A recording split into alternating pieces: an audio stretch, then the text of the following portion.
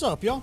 Welcome on into 10 at 3. It's 10 at 3 time in Tennessee. How are you? Hope you're well. Hope everything in your life is going well. It's been 23 hours since our last confession, as people would say this time of year. I think that I said 23 hours ago we'd be a little bit closer to getting Christmas stuff done. Has not happened.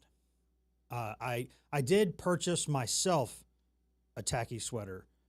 No one else. I couldn't find anything else that I was looking for last night. So the chase continues for the end of the holiday season. We got a lot to talk about there. Also, cracked my foot open this morning on a Hot Wheels City display that I did not know that my kid had moved into the basement. So hobbling a little bit today. If we were walking around, you would be noticing that, but we're sitting, so you're not noticing that. Other than that, everything in life is going just fine. Got Lord of the Streams Tom Barclay with us in the back, and we have Ms. Emily Ray Cochran with us here today, at least for the first little bit. Emily, how are you? Good. How are you? I didn't step on a Hot Wheels toy, so I'm already having a better day, I guess, than you. Normally step like on the Hot Wheel, which can be a little bit, depending on which one it is, it can be a little jagged, or but this was like on the corner of like a Hot Wheels garage that had been moved. I don't know if it's intentionally or not, but moved right into the walkway when I turned to go over to my office, and I didn't know it was there, and just wham, right on there. It's the unexpected, almost like when you stub your toe. Yeah. The worst feeling. Not fun. Really wrecks your day. It does. Not fun. It does. And I am laughing hysterically. The next time, I remembered that the next time you came in here, I was going to have to mention this. The other day, this is a little, we don't discuss office goss, but I have something fun the other day. Goss? Not just office stories, not office goss, because I'm still laughing about it. I'm Goss. still laughing about it. What is goss? Gossip. Oh. But it's not gossip. It's just a fun story for the other day. The abbreviation for gossip. Yes. I like that. I'll start using that. You had really? Goss. How do I know something and you don't know what it is? Gossip. That should Tom, be the exact. do you know what goss is? That should be the exact opposite. I have no clue what you're talking about right now. Maybe Have you ever called gossip goss? No. Maybe Goss is Ryan Gosling. Isn't maybe it? maybe that's something people used to say, and then when I was younger, and then it's so far out of fashion you don't even know what it means. Maybe. That's probably the most likely scenario. But the other day, regardless, I went shopping the other day, got some snacks for the office. Yeah, and a lot of Thank them. you for those. Oh, you're welcome. And a lot of them, they happen to be like healthy-ish snacks, and you're wondering why is that? Well, it's because my wife went shopping with me that day. That's the reason. And number two, it led to one of the funniest questions I have ever been asked, probably ever. When you looked at me dead in the face. Wait, I asked the goss is about me? No, here's what you said. No. Here's what you said. You looked at me dead in the face and went, "Oh, so you're like a health nut?" And I went, do you know what an almond mom is? I was like, do you have eyes? Do you have eyes? Do you know what you're looking at? Yes, me, health nut. I treat this body like a temple here. Do you have any idea what an almond mom is? No. You don't know what an almond mom is? No, what is it? It's a mom who's kind of like a health nut, but they call them almond moms. Yes. So like my mom is not an almond mom. She let us have fruit snacks, chips, soda growing up. Almond moms like restrict their kids to just granola bars and the stuff without the horrible, which probably isn't a bad idea, but yeah, that's what an almond mom is. Yeah, my wife eats like a rabbit and I don't, which is probably why I look the way I look and she looks the way she looks. That probably explains it. But I don't believe in just restricting everything all the time, because if you do that, you know what's going to happen? They're going to go on benders when they're away from you. So you got to just try to introduce healthy habits and get used to that, as opposed to like denying everything. You can't just Matumbo everything. Yeah. No. Yeah. You can't do that. I mean, come on. Plus, you have a really beautiful kid and he looks at you like, "Can I have some ice cream?" Of course you can, buddy. Yeah. Look at you, you handsome little man. Yeah. You want some ice cream? Yeah, but he does not drink soda, so I think that makes us good parents. That's tough, because once you're hooked up, once you know what soda tastes like, it's so difficult You won't even to drink break juice, a habit. just milk and water. That's all the kid will drink. Does he not like juice? Says it's too sweet. Wow. I don't know. That's an angel right there. That is weird. It's weird, but I'm like, are your taste buds normal? I don't. Regardless, because I've always had a bit of a sweet tooth myself. But nonetheless, we got a lot to talk about here on the program today. Josh Heupel did speak with the media, which he loves to do. It's his favorite thing. His favorite thing. That's why, in fact, he loves it so much that he does less and less of it every year, just because he doesn't want to fall into the temptation of falling on that crutch of doing something he loves so much. Well, we were just talking about it too. It feels like centuries ago that Tim Banks was fired. Feels like centuries ago that Jim Knowles was hired. I was like, did we talk to Heupel in between these events happening? And nope, this was the first time that we heard from head coach Josh Heupel since everything kind of unfolded after that loss against Vanderbilt. Oh no, and I think many people were very happy when the Vols brought Mike Heath home, and I think Josh Heupel may have been as happy as anybody because he's like, wait, he'll do a lot of this stuff now? I don't have to do it? Oh, that's great. Wait, I have to talk to media like, what, twice a week in person for 10 minutes, once on a teleconference for 4 minutes, and that's it? Dude, sign me up for that. That's like, what, a half hour a week tops of dealing with us? That's like, Philip Fulmer used to do that per day. That's how much this thing has changed over the years. But regardless, yes, Josh Heupel did make an appearance today, speaking with reporters after practice. Some interesting things came up, and we're going to talk a little bit more. We got some NFL Vol news. We got some Tennessee baseball news. We'll get to that later in the program. But while Emily's here, she was at the Josh Heupel presentation display this afternoon. How did it go? It was good. We were going to get players, and then we ended up not getting them. So we had Josh Heupel just solo today. Nice for deadline for us on TV. Which there you nice. Go. But yeah, it was good. He got some clarity on, the Jake Merklinger situation. Was asked about, what that quarterback room is going to look like when it comes to the bowl game. Obviously, he clarified that George McIntyre is going to be the number 2. Joey Aguilar has not opted out, so he's going to start, seems like.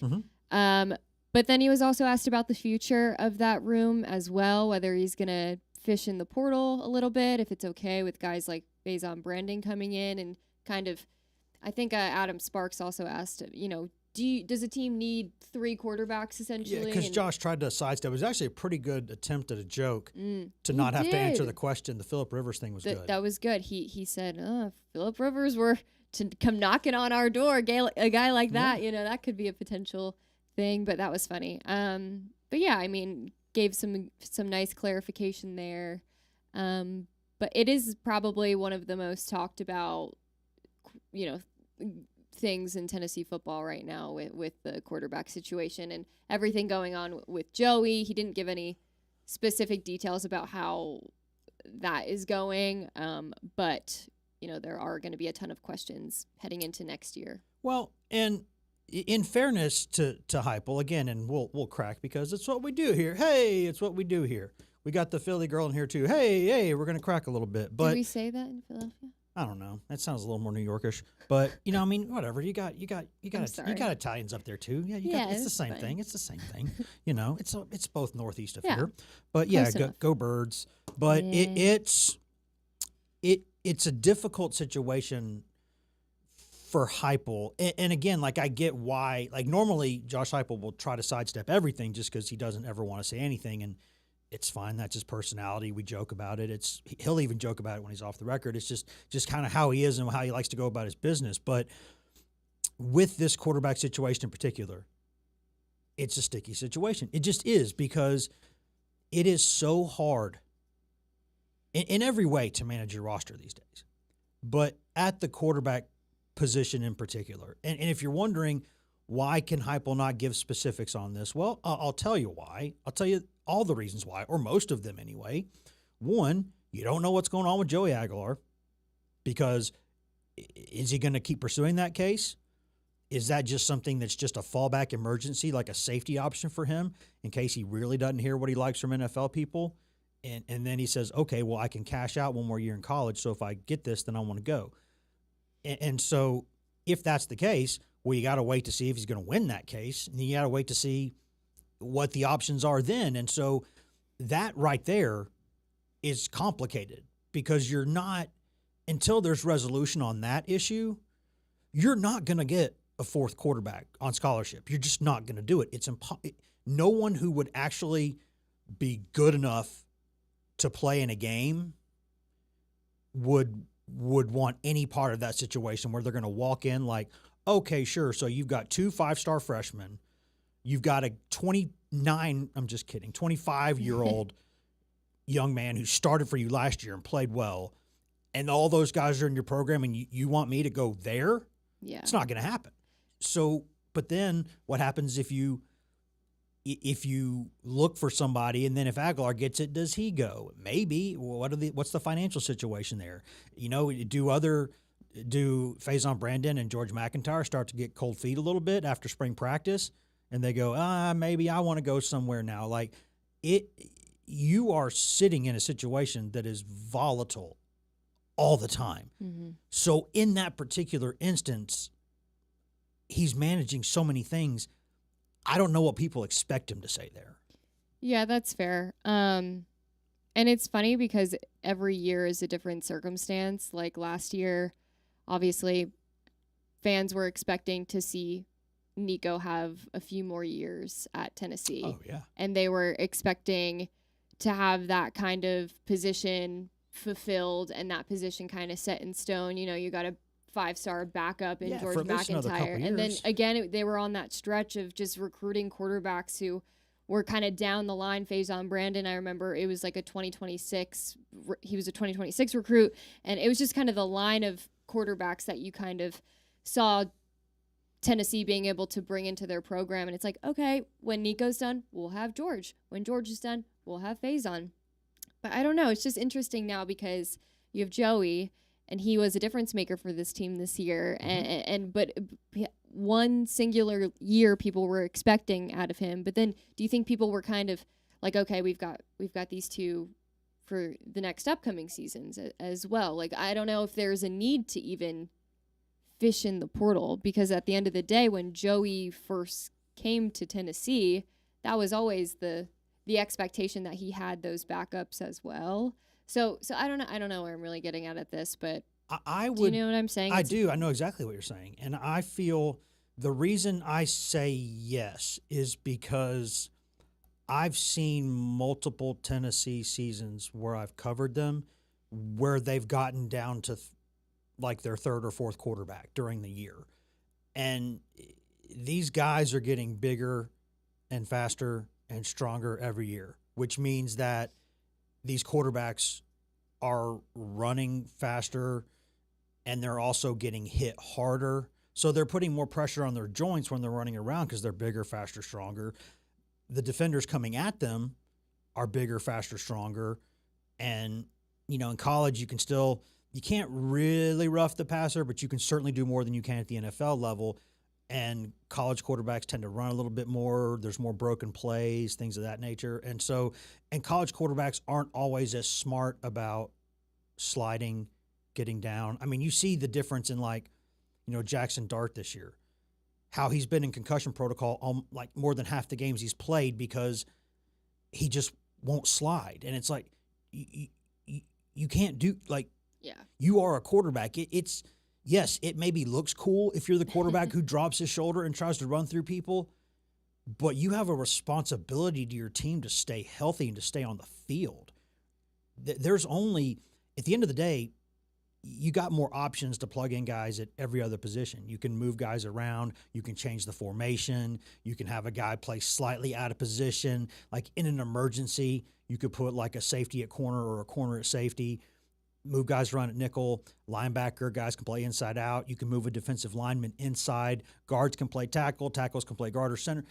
All of these guys are interchangeable. Quarterbacks are not. Yeah. And they are so central to every single thing that you do as a football program that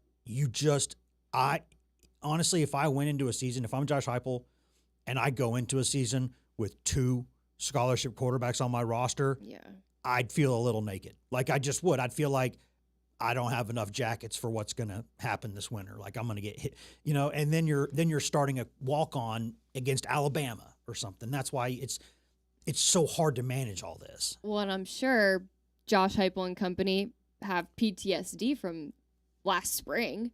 You know, like I said, they were set. I mean, Nico was expected to play for multiple seasons, and then you have 2 incoming backup 5-star quarterbacks. So Feel pretty good. feeling pretty good, but at the same time, you would have never expected something like that to happen with Nico leaving. So no, it was they played chicken with each other and just not good. It was the shock of the season, still a story we're clearly talking about at this point at the end of the season. So I think there's probably some lingering PTSD with, yeah, you can be as comfortable as possible at that position, but at the end of the day, we had a situation that happened that, not many programs have to go through. So yeah, I just think, there's never a bad part in trying to regrow and create more depth within that room. Yeah, and it's just, and again, just so we can be clear about what Heupel did say, he did say that they don't have a firm timeline on when they expect news from Joey or what they expect that news to be. That's one. He said very nice things about Jake Merklinger, as we said yesterday, that he would, because he's been a good teammate, been a good guy in the program, worked hard, tried to win the job, just couldn't win it. And he's only got a couple years left and he wants to play, which is his right to go do. You work this hard at it. I mean, people say, why don't you just stay and try to win a championship with your team and all this other stuff and keep trying to fight for your position? Okay, that's fair in some ways. But I think what's more fair is you've played you say your entire life. When you're 18 or 20, it still feels like it's your entire life because it's all you know. But, some people who are 40 or 50 say, if I could go back and be that age and decisions I would make. That's not fair, because what this young man has now, you work to that point your entire life to play football. You want to play at the highest level. You want to win as much as you can in college, play at the biggest places you can, and you want to try to be a pro and play in the NFL. You want to do all these things. This has been your goal, your dream. But ultimately, you get 4 or 5 years of a window to play. And if you go into a season, if your entire career, you will never go into a season knowing that you're going to be the guy unless other guys get hurt, what would you expect your own kid to do in that situation? Try to stop for a second and act like even if you're a Tennessee fan, think about your kid and their future and what they want to do and living out their dreams. And I get up at 5:30 a.m. all year long, basically. I go work out twice a day. I don't eat fried foods. I do.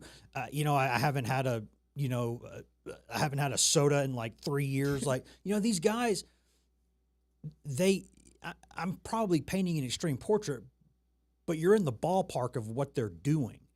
And yes, they're young and they have energy and it's a wonderful thing. And God, I wish I could go back and be that young and energetic again. But they're in that moment now and they're fighting for their future and they want to play football. They love their teammates. They love practicing. They love getting all the gear. They love, being on the sideline at Neyland Stadium. These are awesome things. But they want to play football. And I don't know. I just don't understand why anybody would criticize someone who wants to go play football. Yeah. And it's super interesting, too, because Heupel was actually asked about the landscape of college football today as well. And I, someone asked, there's harsh words being thrown out about the landscape, just calling it dirt and, not what it used to be. And he's agreed and said it's sad and that, it's still the best sport in the country or in the world, I guess you could say. But yeah, it's certainly interesting to see the way, depending on how much you play, how good you are at what you do, kind of determines whether or not you're going to get a lot of backlash from the fan base. Because, we're Jake Merklinger, go be great. You do you. Nico Yamaleafa. You Lane Kiffin dust, so I don't blame them at all. I don't blame people being upset and, because also times have changed and people do, longtime college football fans remember what it used to be with people having to stick with the same program for 4 years.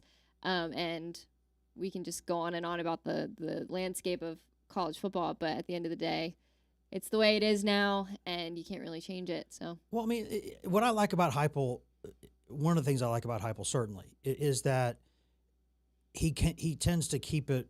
He keeps it real with that stuff, but he does whatever he can to kind of put it in the best light possible, because I think he understands, as imperfect as this is still everything I've ever wanted to do in life. And so I'm not going to sit here and just complain about everything all the time. I'll have my constructive criticism behind the scenes. I'll speak up in conference meetings and NCAA meetings, and I'll say, I don't know what we're doing with this rule or that rule, but I'm not going to play this out like it's a courtroom drama every time I go in front of a camera. I love what I do. I'm coaching football. These are the rules. We try to play by them, and we go. And so I like that about him. But some of the criticism that some of these guys get, the players, some of it's very fair.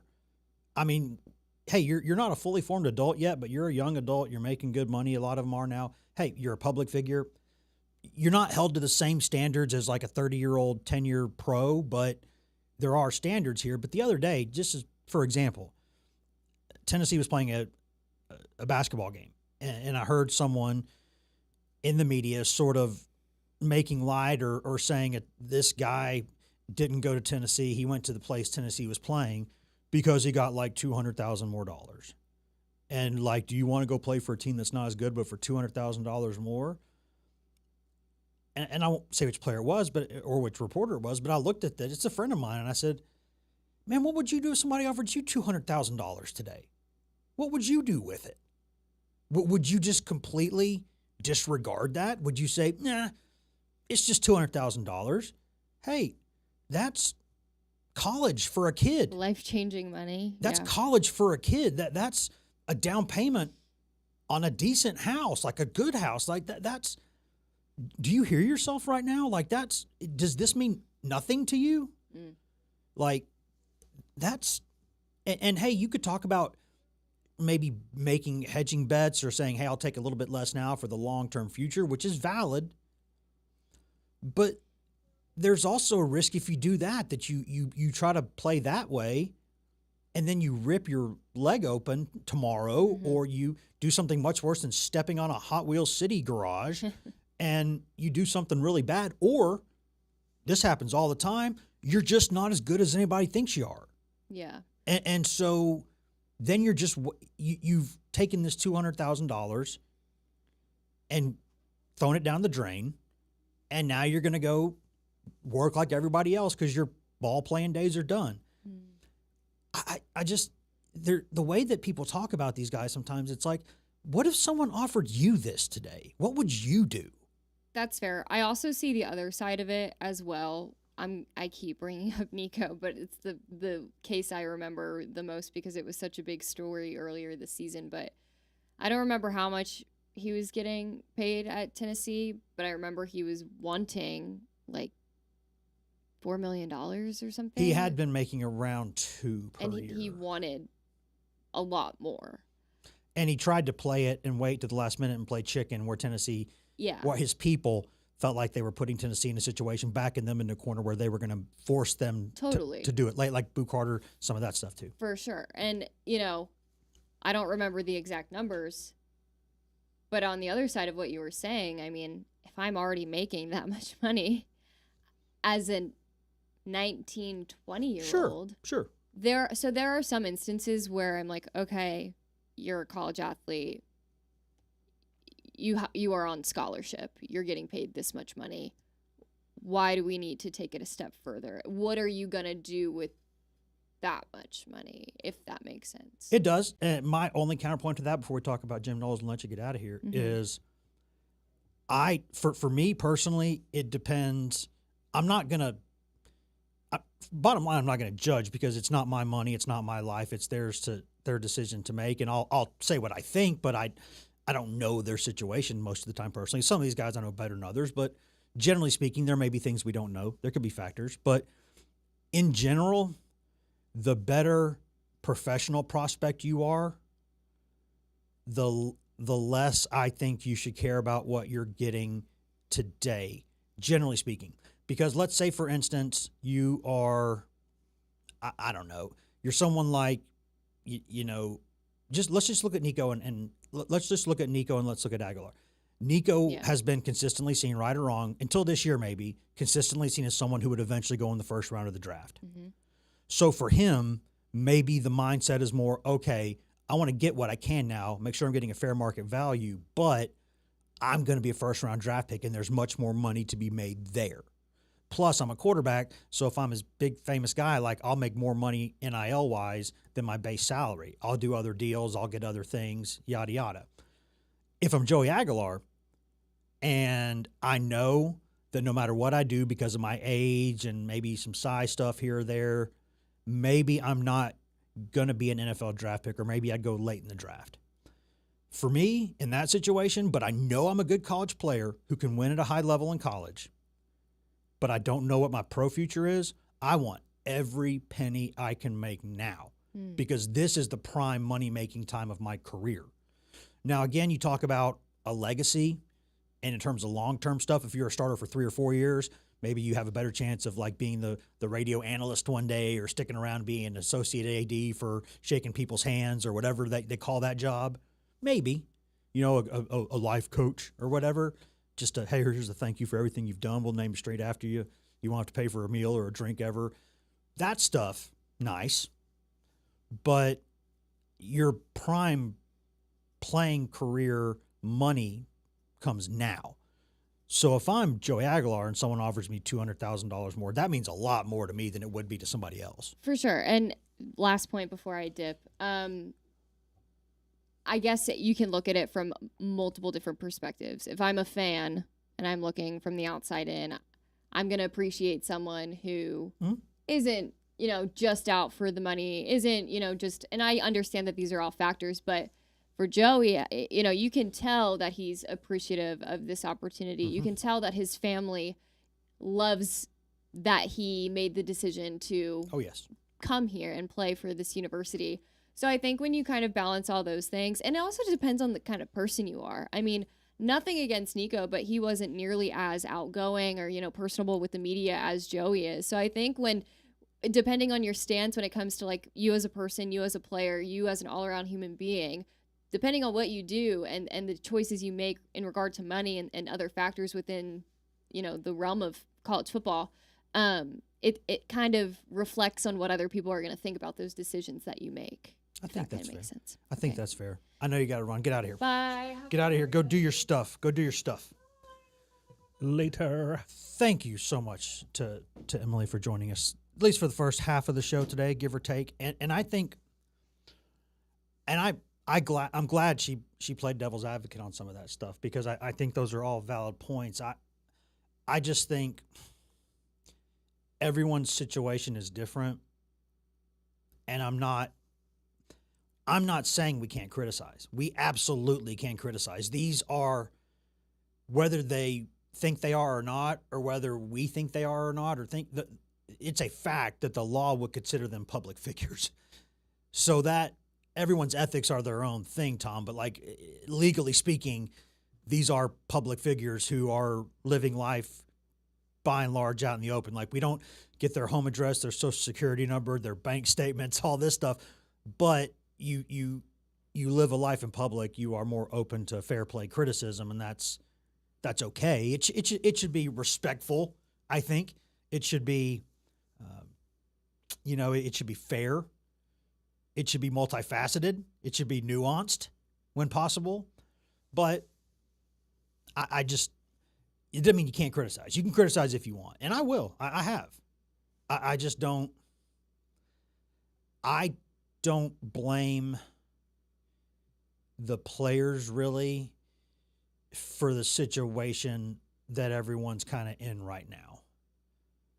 There was a way from the beginning to do this better and smarter, and the NCAA was obstinate and defiant.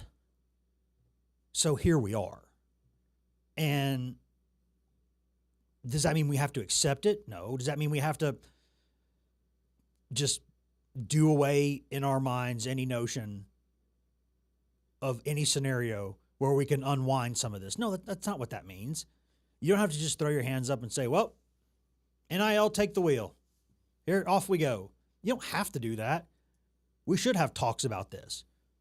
The problem is, by and large, Tom, you have spent much more time covering pure news than I have. Fair. But I can tell you, not always speaking, and not as much as usual maybe, but typically speaking, courts really like precedent. Courts tend to like precedent. Not always. We're seeing things nowadays that are maybe a little different.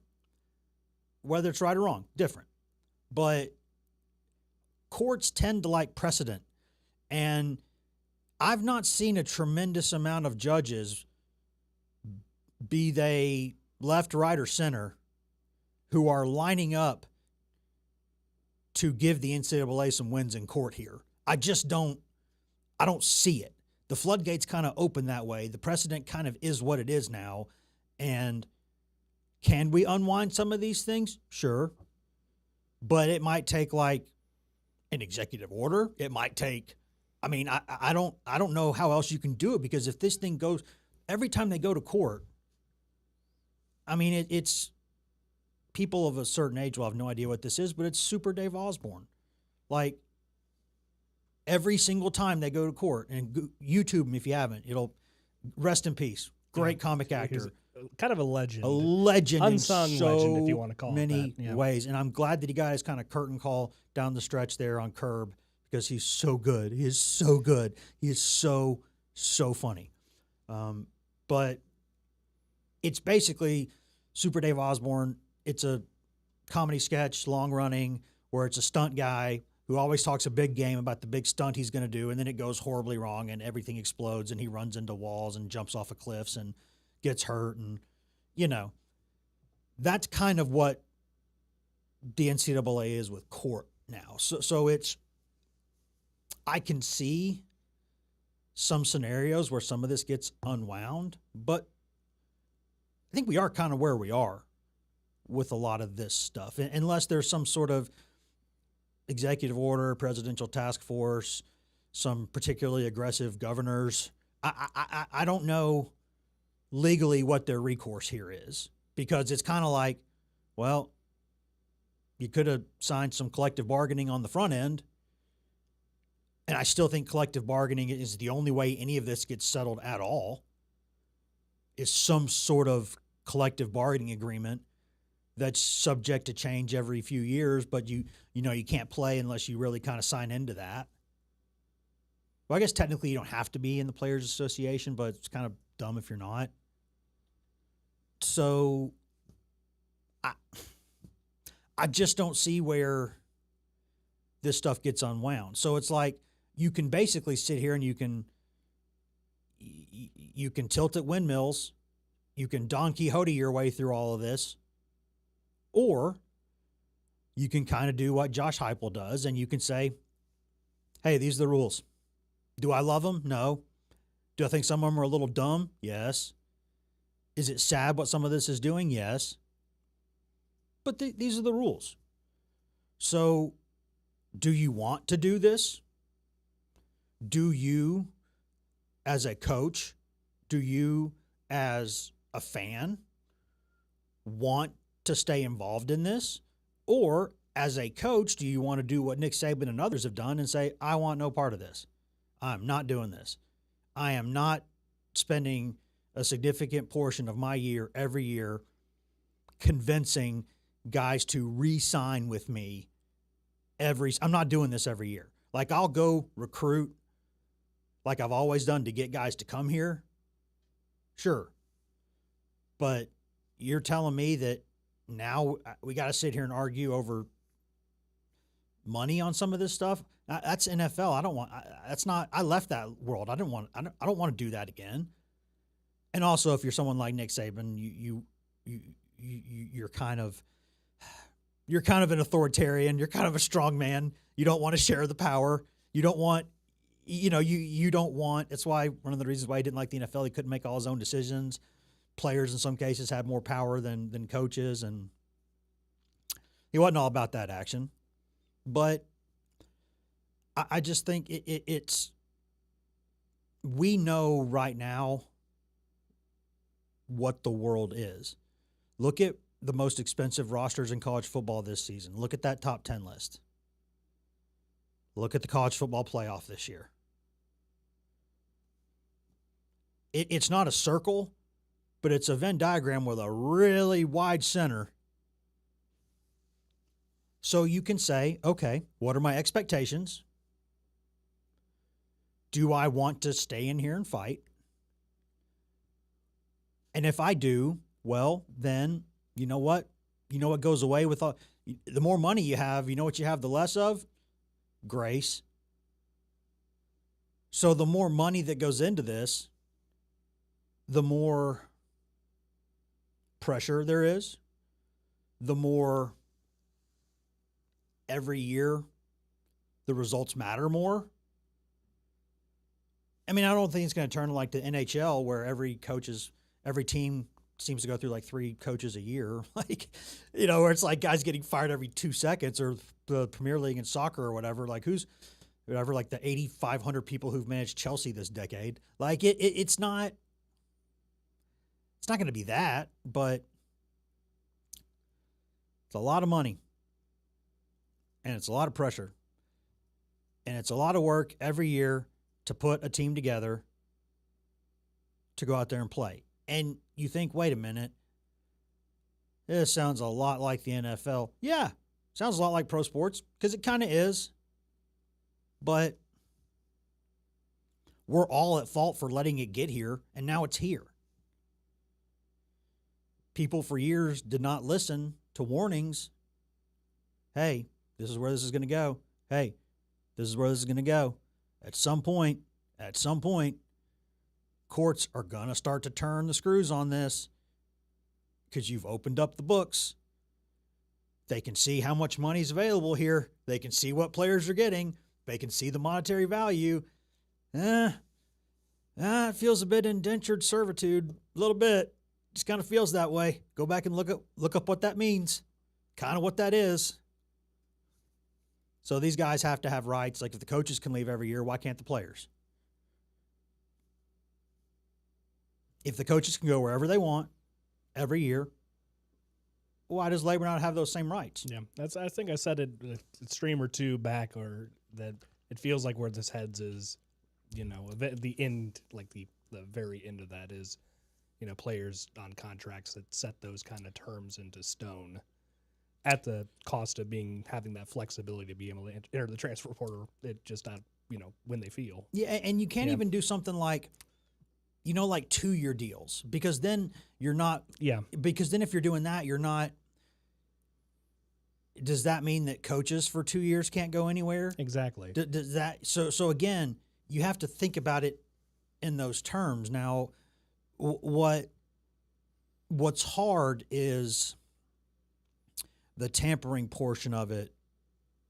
Is the part where I think at some point there's going to have to be a tampering investigation somewhere, or a pretty heavy, I don't even know if a fine would do it. You're going to have to dock scholarships or something. You're going to have to, I don't know if you're going to do bowl bans and that's all that. The thing. That bowl bans that's are where tough. it's going to get tricky, is when we're talking about the academic side of the house, less the, you know, the athletic funding, right? Yes. And I mean, ultimately, this is what a lot of these court battles are trying to hammer out, is like what you know, where is the line drawn, right? Yes. And you see the wheels turning at a lot of universities. They're setting up these specific like donor pools. I'm not sure what to call it, the funding, like the funds, right? The Tennessee collectives and all that. Yeah, the collectives and all that. And it feels like it's eventually just the way it's going to move is there's going to set that line for players. You know, it's going to be probably something fairly similar to how they, you know, retain and keep coaches, just without necessarily all those same barriers, right? It'll be a little bit different. I laugh every time when I hear that word collective. Yeah. Because it's just not a word you hear associated with like capitalism very often. It's kind of, the collective. The capitalists well, love we're collectives. talking about collective bargaining early historically, here. Yeah. historically speaking, you know, capitalists love collectives. But no, it's excuse me. I think it's the tampering stuff. That is where at some point the NCAA is going to have to say, what kind of battle can we pick that we can actually win? Yeah. And I think tampering is one where they could maybe still have some muscle power there. And that's a situation where you're going to have to go find a school. You're going to have to find a paper trail, so your digital stuff, whatever, an investigation, wiretaps, whatever you got to do. You have to make penalties for tampering. They got to be significant.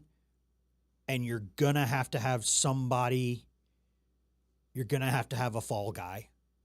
It sucks, but you're going to have to, that can at least take, if you can at least tamp down on the tampering, where it's not a deal where a coach knows that after every year, all of his guys can go call whoever they want for the most part. But people calling them, cold calling them and their representatives, that might be an area where there's one time a year you can do that, or 2 times a year you can do that. And it's not saying you can't move. It's saying that you can't cold call some of these kids and do some of this stuff. And you can't, that's, excuse me, that is an area where maybe they can take at least one part of this and have it be where at least all of these guys aren't hearing year round where they maybe should transfer to. You know, maybe that is something that, could be looked into. That was the point that, you know, Slide Drinkwitz made the other day that, I mean, sometimes, don't get me wrong, I roll my eyes quite a bit when some of the stuff Drinkwitz says and does, but he wasn't wrong about that, I don't think. That's one area where I think maybe you could at least exert some control back on this and say, okay, I can't prevent you from calling other people. I can't prevent you from going to the highest bidder every year. I can't make you be anywhere longer than a year. I can't do any of these things. What I can do is make sure that nobody's tampering with you while you're there, unless there's a window where they can do it. That maybe takes at least one part of this. It's like, you know, when my entire house is like a wreck or a mess, or I'm frustrated with something, sometimes I'll just go like one room. I'm going to clean that one room. I'm going to straighten up this one thing. And just that one thing will make me feel a lot better. Just one thing. So just go do one thing. It's like I can't keep the world off my shoulders, but I can take one of these continents and kind of chuck it to the side. So it still sucks. It's still too much to carry, but it's not everything. Let's take one thing off of this. So maybe that's one thing they could do. I don't know. We'd have to have more lawyers on here to do that. That's a good idea. We should do that. People love lawyers. We got to bring some more lawyers in here and talk. You know what? People love, they yearn for the lawyers. Let's drag some of them from the bottom of the ocean and come out here and have a conversation, right? Yeah. But I think some of this stuff, it's like, it's easy. I just don't want to be a program in a show, and I'm not going to speak for anybody other than myself, but I get the idea here that as a station, I don't think we ever want to be people who just tell you what problems there are. Like, I don't want to just sit here and say, all of this is bad. Reporting every day, 3 to 4 p.m. Eastern, maybe later, maybe earlier, but whatever. During those times for sure. Here's everything. Everything stinks, guys. Back to you.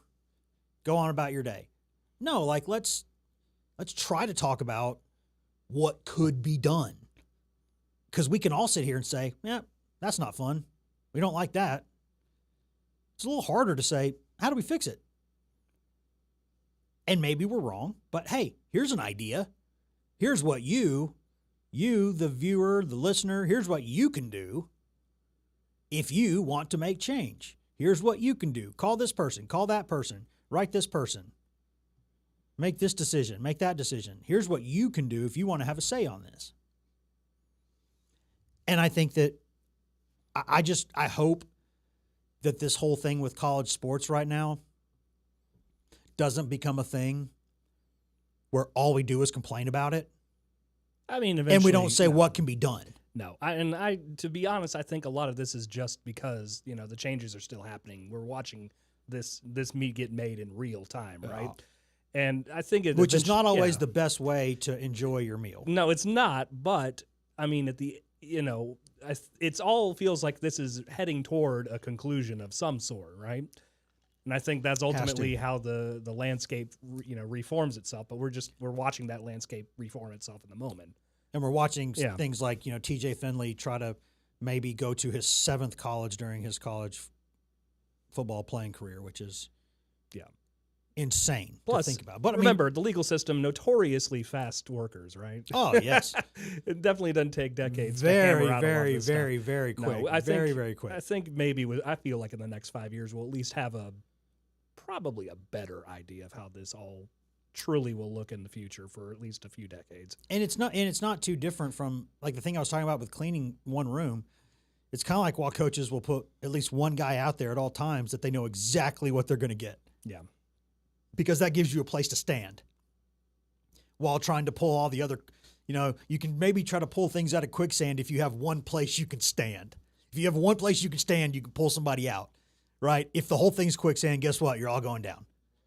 And that's kind of, you look for that one thing. And so, yeah, and sometimes I imagine like as a college football coach or college basketball coach, you feel like the one person who's trying to stand. And even then, you lose a couple games. Guess what's happening there? You're in the quicksand too. And so it's difficult. But there were other things Heupel talked about today. We got a few minutes to wrap up some of this stuff. At least 10 of them, right? 10 shiny minutes. He did talk about Jim Knowles and why you bring this guy in. And obviously he's not going to be the coordinator for the bowl game. He's not been a coach on this team this season. They're going to go ahead and let William Inge, the linebackers coach, be the defensive coordinator for this game. And that makes sense. People are like, why don't you just go ahead and get in there now? Well, no, because he's not coaching. He's not been coaching these guys all year. He's not been – he would have to come in and learn somebody else's system for a month and teach it to these guys and then take over in January and say, hey, all this stuff I was just teaching you guys, don't worry about that. We're going to do different stuff now. That's why you don't do this. That's why in a situation like this, that's why, Lane Kiffin's just sitting there at LSU watching the team for the most part. That's why Jim Knowles, defensive coordinator now at Tennessee, he's there every day. He's wearing orange. He's watching practices. He's seeing things. He's talking to people. He's in meetings. But after this game is played, and he might help with some of the install stuff too. He might talk about, hey, maybe think about this or that, or hey, I saw these guys do this. Maybe think about that. Obviously, he's coming from years in the Big Ten, so he knows Illinois. He knows what they want to do. I'm sure that's going to be helpful in some ways. It can't hurt. But he's not going to come in and teach these guys a new defense just for this bowl game. No, they've already said Inge is going to coach. He knows the system now. They're going to run that system. They're going to finish the season, which they should do. They owe it to everybody to do that. And then January, you start the next phase. And so that makes sense to me. But he obviously talked about why Jim Knowles is a guy you would want to bring in, his experience, the results, all of these things. I mean, boilerplate stuff, but again, this is Josh Heupel. What you're going to get is boilerplate stuff. This was a hire that you make, and it's not a cheap one, and it's one that you're proud of making, and it's one that you can display proudly in front of the world, which they've done. And so we'll see how everything gets there. We've talked about the roster for the bowl game a little bit, and Heupel was asked today, is this what the roster is going to be? The 8 guys or whatever who've opted out now or probably aren't going to play, is that all? And he said, no, there's a couple other guys still deciding, and we know who some of those guys are, but, could be upwards of a dozen or more. Like it's just right now, I think there's 8 or 9. That's what the number is. That's about normal. That's guys who have already gone into the portal, and they're not going to wait till after the game. They don't want to get hurt. Mm-hmm. They're draft prospects, yada, yada. Aaron Carter not going to play. Don't blame him. All these things are normal, but just for the record, not sure. And the next time we speak with Josh Heupel, we'll ask again, and we'll see how much has changed since then. And we'll see what, we can talk about or can't talk about. But Merklinger, technically, I guess Heupel was the first person who could go on the record talking about it because he can't officially go in the portal yet, but he's told Heupel he's going to. So that's how that stuff gets relayed. He talked about George McIntyre's growth and how proud he is of him, and how much work he's done physically, mentally, all those things. Now he's still a skinny guy. He's going to be 6'6", and he's young, so he's going to be skinny. But he's filled into that a little bit. He's been here for a year, learned the system. Now he's one play away, right? So now he's definitely one play away. Roster management, we obviously talked about that. I think we've given a pretty good synopsis. I hope that I didn't forget anything there. I might have, but if I did, we'll have Friday to go in there and mention it then. A couple other tidbits of news. Congratulations. I think congratulations are in order here. I think. The reason I say I think that is it's good news, generally speaking, when you sign a contract with an NFL team. But it's the New York Jets. So you go, congrats. It's a nice city to live in if you're a young guy with money, I guess. But yeah, Hendon Hooker, who had been released by the Panthers in November, which he's probably like, hey, it sucks to get released, but getting out of the Carolina Panthers organization ain't the worst thing in the world. But then he's like, all right, I got all these options. Where can I go now? And then it's like, how about the New York Jets? Well, and you go, oh, for that owner, oh. Hey. Oh. None of us have crystal balls. No one knows what the future holds. We've got a pretty good idea what it holds for the New York Jets. Now, I will say this. The Chicago Bears having a heck of a year. Yeah. Things might be turning around. They don't know where they're going to play. They're still trying to say, well, we'd like to play in the county, but we kind of want to pay for it, but maybe the city's going to have to pay for other stuff. And they're like, no, we don't. So are they even going to play in Cook County? Not sure. Are they now they're looking at also places in Indiana maybe to play? So be like the Washington football team Commanders playing basically in the Atlantic Ocean almost, or out in the swamps 100 miles outside of D.C. It feels like it's forever to get out there to land over to their stadium right now. And so, again, long story short, congratulations, I think, to Hendon Hooker going to the New York Jets. Hey, you know what? It's a professional football team. It's kind of he could have one of those moments. You know the classic movie Major League. Tell me. I have seen Major League 2. Yeah, you've seen 2, but not 1. Yeah. Don't ask why. I've never seen it's 1. I've only ever seen 2. This is not The Godfather where 2 is better. The original is the standard. And no offense to Knoxville's own and Tennessee graduate, Tennessee booster, David Keith, who played Jack Parkman in Major League 2. It's a VFL there. But seriously, there's a scene in Major League 1, Major League Original, Major League Uno, where the catcher, the old vet, Jake Taylor, he's out there at a party at his ex's place, and he walks in. He's trying to surprise her, woo her, but she is obviously not a traditional, what you think of as a traditional baseball player spouse. You know, she's into the book world, you know, library stuff, literary world. They're at a party, and a bunch of her friends who are not baseball people, are there at the party, and the guy she's dating at the time. So they're all kind of awkwardly sitting there over drinks and dinner. And an elderly woman says, "Oh, what do you do for a living?" He says, "Oh, I play baseball, I played right here in Cleveland." She goes, "We still have a team?" And he looks at her and he goes, "Yeah, we have uniforms and everything. It's great." One of my favorite lines in movie history. One of the most underrated. And I'm not saying the movie should have won an Oscar. I'm not being crazy here. I'm just saying that's one of my favorite lines from any movie ever. Yeah, we have uniforms and everything. It's great. That's the New York Jets. Oh, you're still there? We have uniforms and everything. It's great. So congratulations to Hendon Hooker being back in the National Football League. Maybe at some point he will get a chance to go show what he can do, because what a fun player he is to watch. What a fun career he had at Tennessee. Shame the way it ended, but hey, you were on my Heisman ballot, Hendon Hooker. You were on my ballot.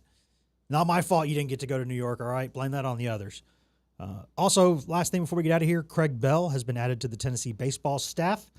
Excuse me, in a support role as development. This guy is it's a good hire to add to your staff there for Josh Elander. This is a guy who'd been at Florida for years, obviously with the new Tennessee associate head coach there, but with Geralman down there.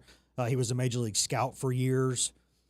He's really, really respected as a recruiter and developer and recognizer, identifier of talent, which Tennessee baseball's obviously been pretty good at that. So that's big. And anytime you can make another good hire, that just helps that transition from Vitello, which we all know is going to be a transition, but Tennessee's kept almost all the roster intact, kept almost all the recruiting guys intact, added some really, really nice pieces to the staff. It's definitely going to be different without Tony Vitello, without Frank Anderson. But Josh Elander, brilliant young coach, good recruiter, good offensive mind. He signed some really, really good pieces to the personnel staff, to his roster. Really hoping that we can get him on the program at some point to talk about all that, because I think he's made some hires that are really good ones, and this is another one of those things. Obviously, Tennessee basketball, we'll discuss a little bit more about that over the weekend coming up on Friday. We'll discuss that game coming up on Sunday. Not going to be a lot going on in that game, but we'll still discuss it. It was designed in case they had lost a few, and then you get right before Christmas. So they got right. Now they still get to play this game before Christmas. So we'll have more to talk about that tomorrow and other things. For now, enjoy the rest of your Thursday. Be good to each other. Happy holidays. Be nice to everyone around you. Remember, everybody's going through something, and we'll see you here in about 23 hours.